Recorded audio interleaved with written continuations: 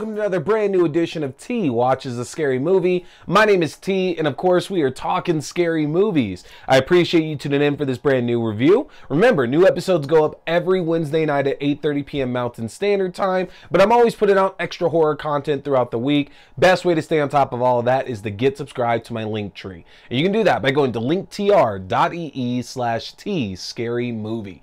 If you get subscribed to my Linktree, that gives you access to my YouTube page for the video versions of the show, to your favorite podcasting platforms for the audio-only versions of the show, to my Letterboxd page for my written reviews and movie rankings throughout the year, to my TikTok page for my short horror content, including movie news and movie premieres, and to my Fangoria shop page where you can enjoy my discount on everything in the Fangoria shop, including the yearly subscription to the physical magazine. Hit subscribe, folks, especially if you're on YouTube, because the more subscribers I get, the more content that I'm bringing to you.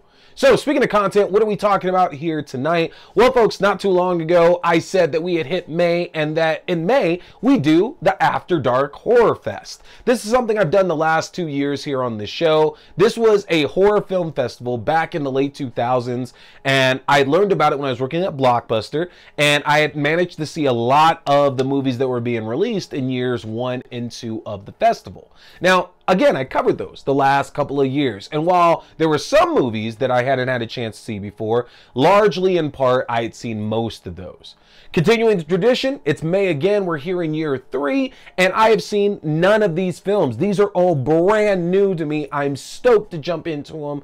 We already took a look at our first film, Autopsy, starring Robert Patrick and Jeanette Goldstein, and that was actually a fun, like, late 2000s like slasher, and I don't use the term torture porn, but very similar to like Hostel as an example. And now it's time to jump into our second film that we're going to be looking at, and that's this one that's called Slaughter. And if you haven't seen the trailer for Slaughter, it tells the story of a young woman on the run from an abusive ex-boyfriend who ends up in an ideal living situation, only to find out that the secrets of her new living situation might just be worse than the past that she's running from.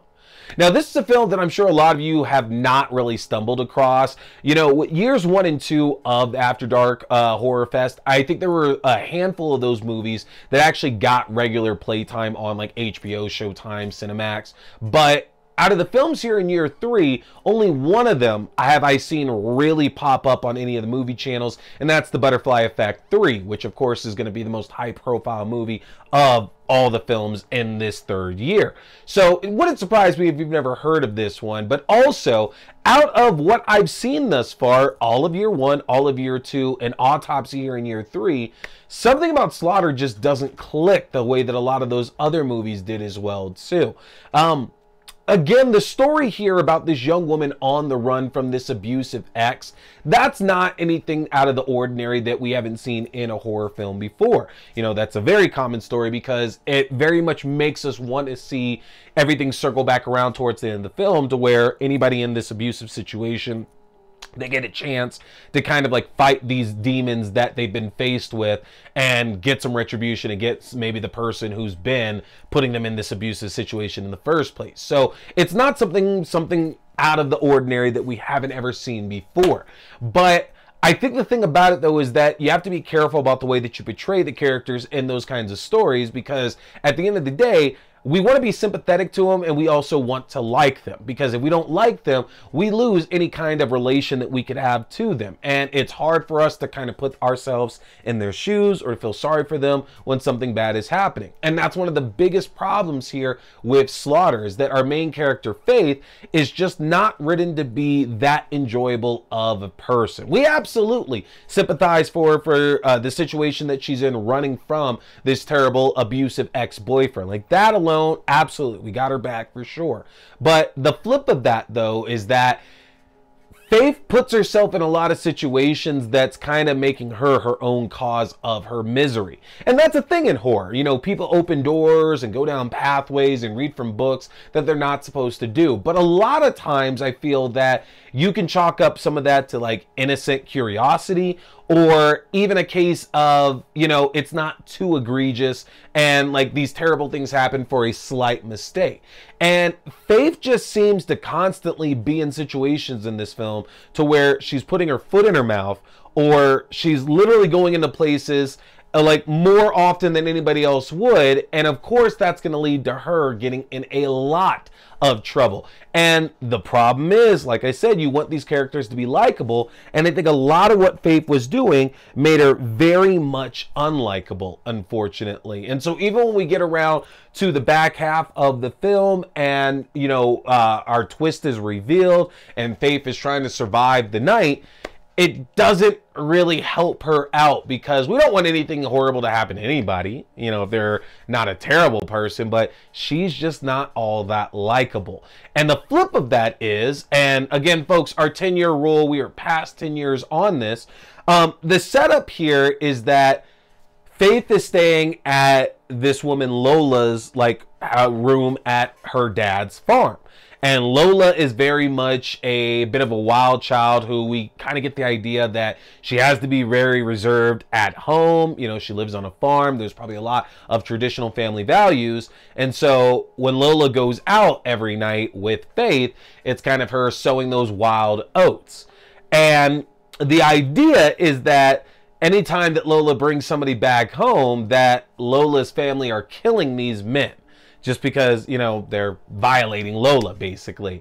And it turns out, in reality, what's happening is that Lola is very much an active part of this. That Lola has these tendencies to want to murder people. And there's a reason for it that I will not spoil. But Lola is involved and very much behind what's going on in this story. And the problem is that Lola is more likable than Faith is, honestly. There's a part in the story to where Faith very bluntly slut shames Lola for the lifestyle that she leads.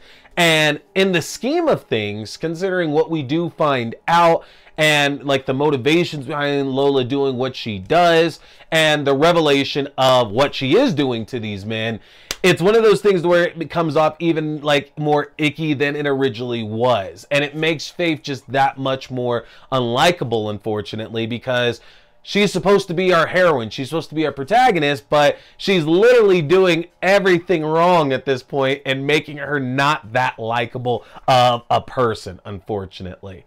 And it doesn't help as well that a lot doesn't really happen in Slaughter until we get to the climax of the film itself. There's not even that much of a build, honestly, because the situation that kind of leads us into the climax is something that happens with Lola like a couple of times throughout the film, to where she's sticking her nose into places to where it's obviously going to cause her a problem, and this time, surprise, it ends up actually causing her an issue.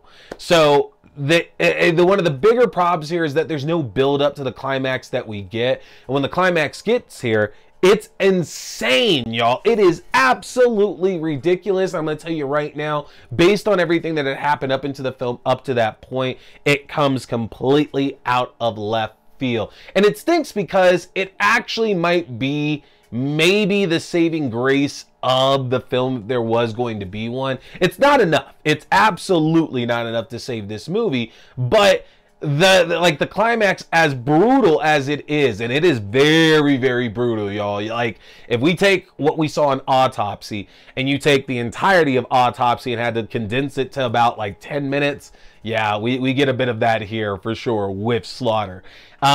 But it just doesn't match the energy of the rest of the film. And quite honestly, outside of the awesomeness of maybe the first 10 or 15 minutes of the climax, once we get to the actual end, it's gonna piss a lot of you off. Because it pissed me off, honestly. It didn't feel deserved in the least bit at all. It felt mean. It felt mean-spirited. And I can deal with that in some movies, but this wasn't the one for it. Unfortunately, Slaughter just ends up being one of the not good entries of the After Dark Horrorfest. And considering that the majority of these thus far have actually been decent, they've actually been enjoyable, that's saying a lot about the quality of this film. I'm hoping that the rest of the year 3 entries end up being stronger. Autopsy really really wasn't that bad. So I'm hoping that the rest of these can match at least Autopsy's energy, because Slaughter's not getting it done. But either way, go and check it out for yourself, folks. I did have to go and buy the DVD to catch the majority of these movies. I got lucky with Autopsy, with that being on Peacock, but it does seem like the majority of the rest of these are not available for free anywhere.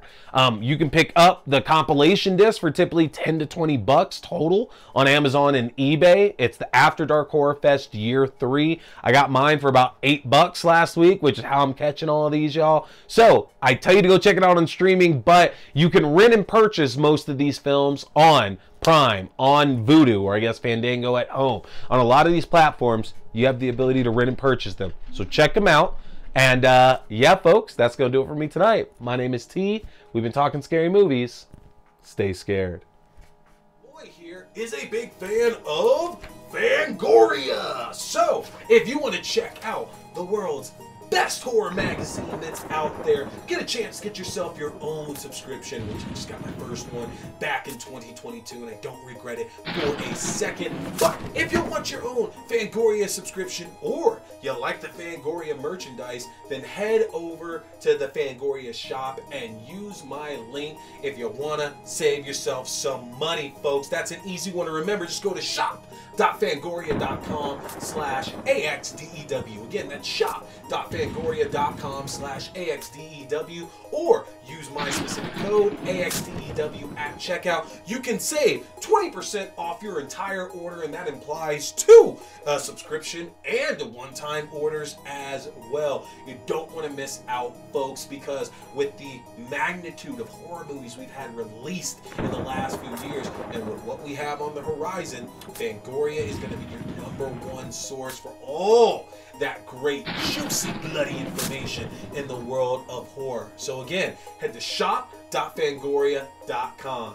Hey there, folks! Thanks for tuning in to T Watch This Scary Movie. I appreciate you checking out another review or movie news, whether we're talking movies, TV shows, books, or games, whatever. It's all scary. Remember, you can check out new episodes every Wednesday night at 8:30 p.m. Mountain Standard Time on the YouTube page for video. That's youtube.com/C/Theron Reynolds Scary Movie.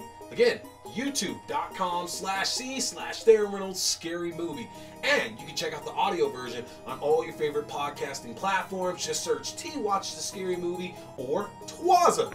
Don't forget, my name is T. We've been talking scary movies. Stay scared.